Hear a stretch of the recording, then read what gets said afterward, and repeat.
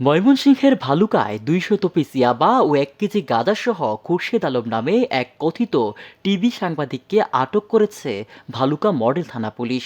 মঙ্গলবার রাতে উপজেলার হবিরবাড়ি ইউনিয়নের বড় কাশর এলাকায় ওই সাংবাদিকের বাড়িতে অভিযান চালিয়ে মাদকসহ তাকে গ্রেফতার করে ভালুকা মডেল থানার এসআই আবুল কালাম আজাদ। বুধবার সকালে সাংবাদিকদের এই তথ্য নিশ্চিত করেছে ভালুকা মডেল থানার অফিসার ইনচার্জ শামসুল হুদা খান। বুধবার দুপুরে মাদক ব্যবসায় জড়িত থাকার মামলায় তাকে গ্রেফতার দেখিয়ে ৮ নং জিয়ার আমুলিয়া আদালতে প্রেরণ করে পুলিশ।